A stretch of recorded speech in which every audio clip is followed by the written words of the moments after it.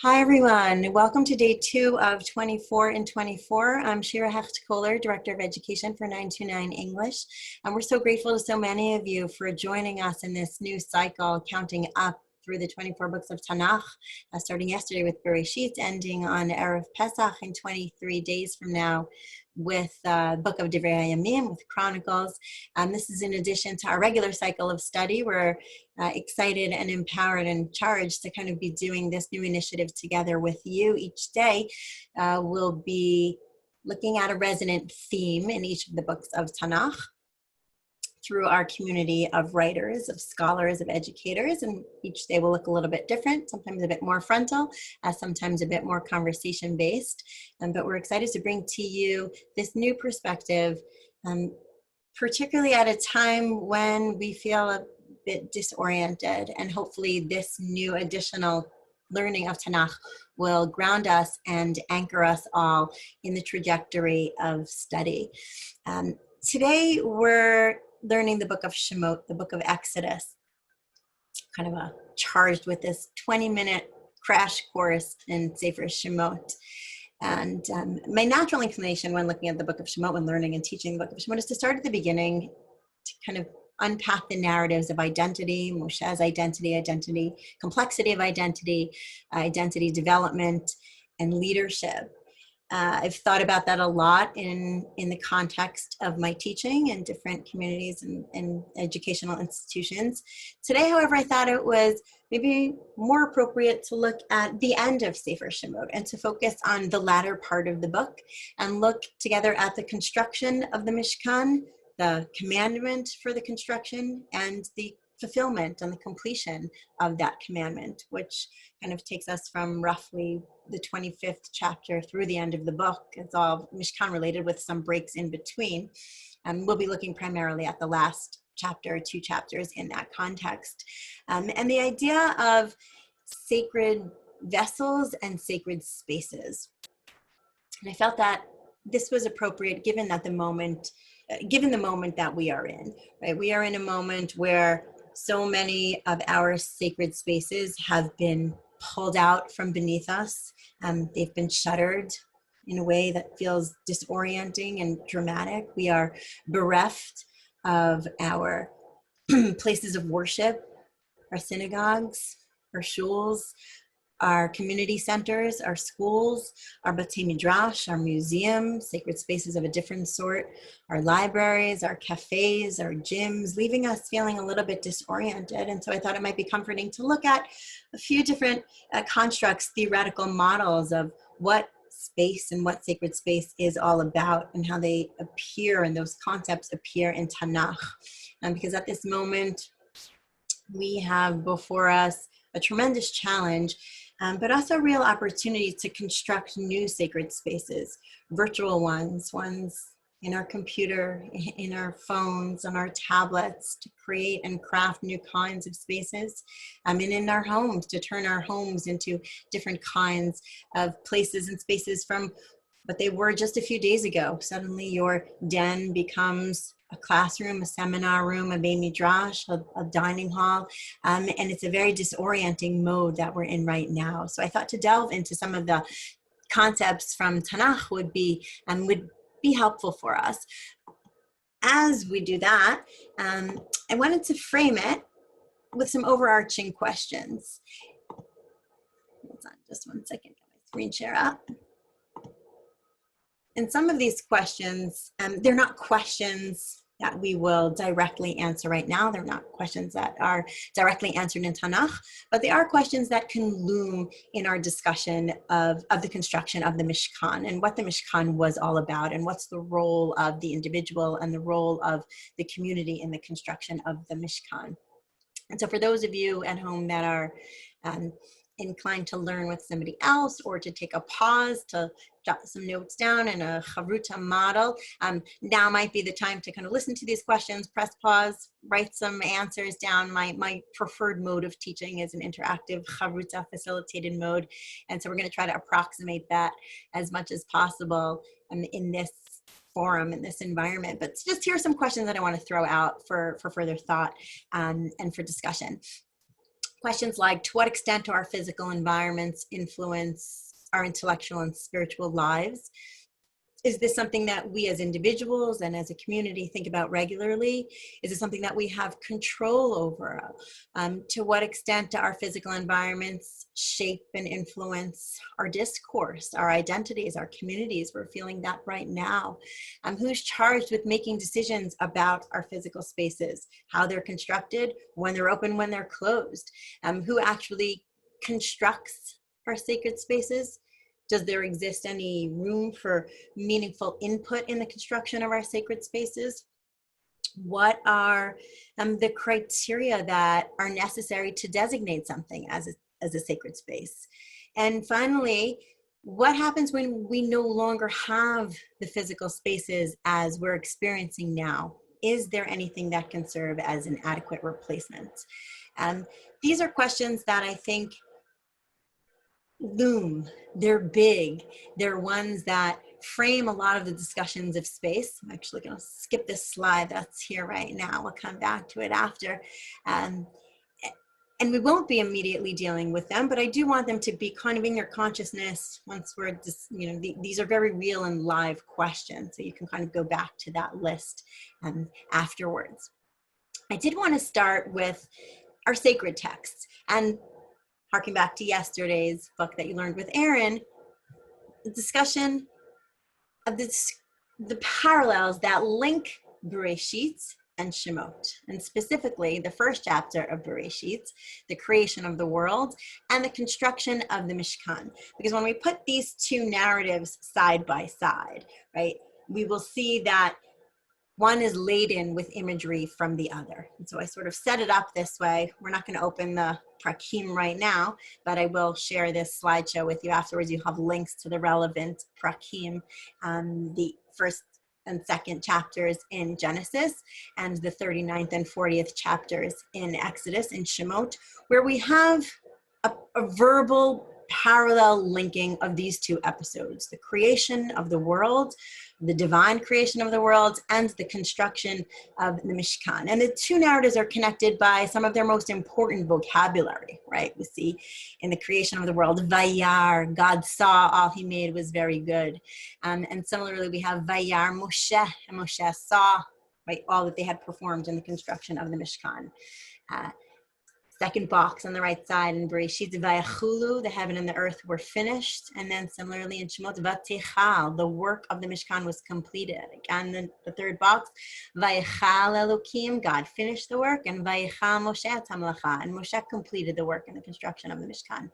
And then Vayivarech Elokim et Yom HaShvi, God blessed the seventh day at the creation, at the completion of the creation of the world, and Vayivarech otam Moshe, and Moshe blessed all the vessels once they were set up in their proper places. And finally, Vayikadesh oto, in the beginning of chapter 2 in Bereshit, in Genesis, God declared the world holy. And so too, we have that same language imagery, Vikidashta oto ve'etkol kelav v'haya kodesh.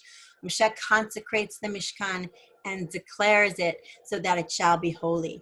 And so what we see here is this very, very tight connection of these two episodes, the verbal parallels and the imagery, as if to say kind of the physical world may have actually been, completed during, or was, right? The physical world was completed during creation, but the ultimate purpose is only realized once the sanctuary is built and the spiritual climate is one that's ready for such activity, right? The physicality of the world is actually nothing without the spiritual climate that is set up, that is established to hold it.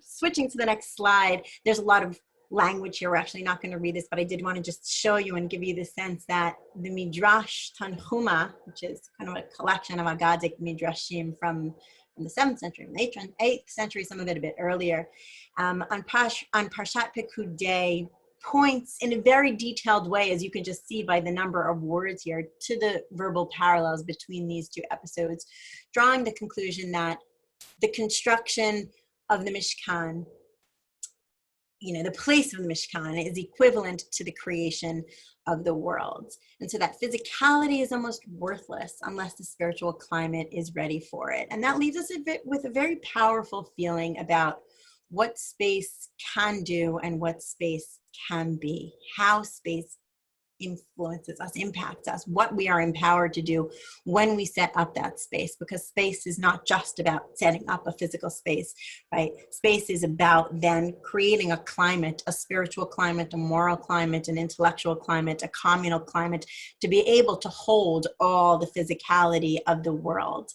And so we see that very clearly in the shift, Bereshit and Shemot, from the first parak that you studied yesterday to the last chapters in the prakim that we're looking at today, are actually in many ways one kind of unit, where we have this shift. We start with sacred time, which is the focal point of creation in Genesis, and we shift to sacred space, which is the focal point at the end of Exodus, at the end of Shemot. And this biblical unit, this one narrative, is about a God, his people, and their place. And so we see the completion of that at the end of Sefer Shemot.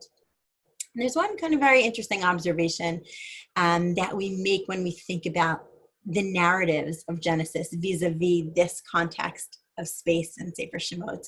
In many ways, the narratives and the development of the people in Genesis take place outside of a structure where God and man have a place to meet, right? Once they're outside of Gan Eden, there really is no meeting place between man and God until now.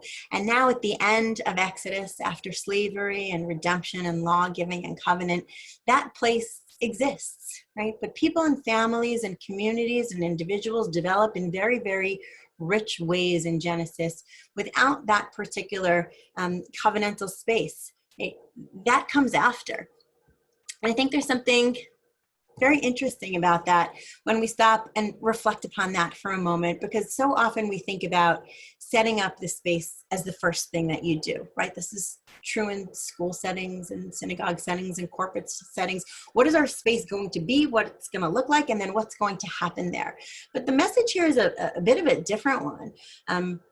It's one of development prior to space, right? Develop, prepare, and be ready for that space, and then build that space. Now, when you actually put the vessels in and you construct the space, and we'll see in a moment as a subject of a Talmudic discussion between different perspectives of Moshe and Bezalel, but we do have this sense of looking at the arc of the creation of the world and the creation of the Mishkan. Much happens outside the context of that space. And then when the space is constructed, we're ready for it. People are ready for it. Communities are ready for it. Community is built before the space is constructed. And I think it's a very important thing for us to ponder right now, again, particularly as we're grappling with this sense of what does it mean to be a community without that particular space. Now, at the end of that episode, there was a bracha, right? There was a bracha that was given in Bereshit, in the creation of the world, and there's a bracha that's given at the end of the construction of the Mishkan. Now, the text doesn't tell us what that bracha is. The Midrash steps in, and I'll just share this one more time. The Midrash steps in and just asks. The early Midrash, Seder Olam, asks, what is the bracha that Moshe actually blessed them with in the construction of the Mishkan? Ma bracham beracham, right? And it gives the script. The Midrash actually fills in the bracha that we don't have in the text of the Chumash. And it says, Yehi ratzon shetashresh Shechina b'maaseh yedechem. May it be your will that the Shechina rests in the creation of your hands, which is essentially saying, may your work have the imprint of the divine, whatever that work is, in this case, Mishkan, in your life, in your construction of your own personal space. Your work should have the imprint of the divine. And I think there's no greater blessing than saying that your work should have the imprint of the divine. And I think that kind of offers a bit of guidance for us right now at a time that feels very raw when we're setting up all kinds of new spaces, digital spaces, virtual spaces. How do we make sure that those spaces have the imprint of the divine? It's a challenge for us right now. It was a challenge for Moshe. But that, as the Midrash says, That's the bracha that once everything was already set up and put in its place, that's the bracha that Moshe gave the people. With that as sort of one pole, I want to shift now from the construction of the space to some of the people involved, and spend a moment looking at Moshe and Bezalel and the different ways that they approach the Mishkan, right? Bezalel is the architect. Moshe is the one who sets things up and orchestrates it all. And at least according to the Babylonian Talmud, the Talmud Bavli, Masechet Brachot, they have very different ways of looking at what is central, right? The relationship between the vessels and the structure of the Mishkan is the subject of a very well-known passage in the Talmud in Brachot 55a. In that, in the Talmud, according to Rabbi Shmuel bar Nachmani, Moshe first told Bezalel to make an ark, vessels, and a Mishkan. And Bezalel respectfully challenged this. He said, how can we make the vessels before making the structure to house those vessels, right? Normally a person builds a house and only afterwards brings in the furniture. Shouldn't Mishkan itself first be made? And Moshe actually agrees, and he concedes that was God's plan, and that's how Bezalel got his name, B'Tselel, in the shadow of God, because he understood something. And the question in this debate, what comes first, the Mishkan or the vessels, points us in the direction of asking, what did Moshe not understand that Bezalel did understand? And I think here there's a kind of a very interesting reflection on what space is all about, and from a different angle. Moshe seems to have thought of the vessels as the focus, and the overall Mishkan as something like a container or an afterthought. And Bezalel had a very different perspective. He said the Mishkan is the house itself, and the vessels, the kelim, are the furnishings. A house with no furnishings is an incomplete home, but furnishings with no house are actually nothing at all. And perhaps I think this reflects the two perspectives of Moshe and Bezalel on the Mishkan. Moshe emphasizes the vessels because he saw the tent as just a way of protecting the vessels. But the real purpose was the avodah, was the service, the work that would be done with those vessels, the lights that were to be lit each day, the incense to be burned, the sacrifices offered. And so from that perspective, the vessels are clearly, according to Moshe, the focus of our attention. But Bezalel offers a different perspective. He says, according to the Gemara and the way we understand it, the Mishkan is first and foremost a home. It is, as the Ramban Nachmanides puts it, the portable Mount Sinai, right? The place for the divine presence to rest among us. And as such, the overall structure has to come first and the vessels only afterwards. Now, certainly both perspectives are true. Each vessel had specific instructions, specific materials, specific dimensions in order for it to exist as a vessel. And yet the Mishkan is not just a place to house those vessels. There's something that happens when they are arranged just so, right? Then the Mishkan becomes the chariot of the divine presence. The divine presence. And I think in many ways, this model and these differing perspectives offer us what to think about, not just in terms of our relationship with the divine, but also vis-a-vis our relationship with one another, our role as individuals within larger frameworks, within families, within communities, right? The question becomes, where do we put the emphasis? What is the emphasis on? Is it on the individual or is it on the structure?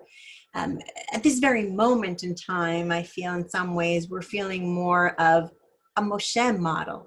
The vessels are critical as we don't have the structures, but ideally the structures with the vessels arranged perfectly is what is key. I kind of want to end with the last chapter in Sefer Shemot by looking at Moshe and his movement at the end of the book of Exodus, because Bezalel kind of moves away, and Moshe is the one on whom all the spotlight is. The last chapter of Shemot is artful, it's cinematic, it's dramatic. It's also very, very repetitive, right? The last chapter of Sefer Shemot is one when all the component parts, the kelim, are brought to Moshe, who erects them, he anoints them, he initiates them, and he initiates Aaron and his sons into priesthood. But the details and the command to build all of those vessels were already told to us in Parshiot Truma and Tetzaveh. And now we hear so many of the same details in much the same language as we hear that the commandments were fulfilled. And that fulfillment actually seems critically important here. It's as if the Torah is telling us, you know what's going to happen in the construction of this space. Now watch as it's all fulfilled and pay very, very careful attention as it all unfolds. Each detail, each step, each piece of metal, each color of dye, each sheet of fabric is enunciated, is detailed, is pulled out. Each one is worthy of our attention, not just in the instruction manual, but in the description of the actual construction. And so we arrive at the end of Sefer Shemot, at the end of the books of Exodus, kind of knowing what to expect from the earlier chapters in terms of the blueprint, what's supposed to happen. And yet we stand in rapt attention. We watch Moshe carefully, meticulously, perhaps lovingly, even with a touch of awe and a touch of fear, kind of moving around by himself, right? Putting everything together, step by step by step. Now, when each one of those vessels was constructed, was built, nothing happens. Each vessel just sits there, kind of glorious in its gold, resplendent in its bronze, a vessel for the divine, but lifeless despite it all. It's really only when the vessels are put in their proper places and the different component parts are constructed over the course of the end of the book, at the end of the chapter, and they're all fabricated into a single holistic structure, that the Mishkan actually comes together. And when it does, the results are kind of instantaneous and overwhelming. Vaychas ha'anan et ohel moed ukvod Hashem alei et hamishkan v'lo yachol Moshe lavo al ohel moed ki shachan alav ha'anan ukvod Hashem alei et hamishkan. The cloud covers the ohel moed and the glory of God fills the Mishkan. Moshe couldn't enter because the cloud dwelled on it and because the kavod of God filled the Mishkan. Once the vessels come together, they fuse into a structure whose significance far transcends anything that each one of them does on their own, right? The construction of that space is when the vessels are aligned, when the kelim, each beautiful in and of itself, but when each one of those kelim is arranged artfully just so, then the kavod rests, right? The glory doesn't rest on the menorah or on the mizbeach or even on the aron, but only on the Mishkan as a whole. It's kind of at this moment that the kelim, personally, for me, feel very, very resonant, right? We know that the Mishkan only is worthy of God's Shekhinah once all of those vessels are artfully arranged. But at this moment in time, I think for so many of us, the vessels actually feel very powerful, very resonant. We are in moments of isolation. We're vessels. We're vessels that are actually alone without homes.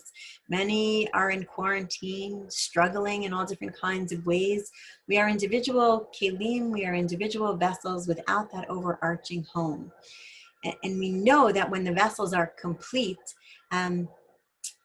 in Tanakh, they just sit there.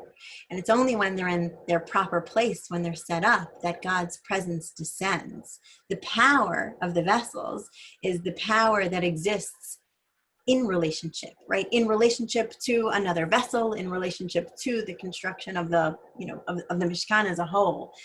And so now we are, in many ways, in a place of challenge where we need to figure out the sacred spaces, the creative spaces, the new sacred spaces to function as our mishkan, as our container to hold us all, while the normal container of the community is not available to us, right? We need to think about new ways to craft and create relationships, joining people who can stand on their own, who are beautiful on their own, but who are as a community, right? When they're brought together, that's when the Shekhinah dwells upon the vessels and the people. And so now we are thinking of ways where we can recreate that, where we can craft that, and so that we can then become chariots of the divine presence, right? So that who we are when we are together is something that has the blessing of our work having the imprint of the divine. And so I want to bless everyone with strength as we navigate this period and we think of the constructs and we think about the power of being creators, like God was a creator, but also the powers of the individuals and the individual vessels that come together just so. And when they come together just so, we need to find the ultimate, the alternate sources of the container, of the community, of the Mishkan, of the sacred space to hold us all in this moment when it's missing from our lives. And I hope that some of the illumination here can bring that sense of community to, to the moment that we are in. I thank you very much, and we look forward to seeing you tomorrow.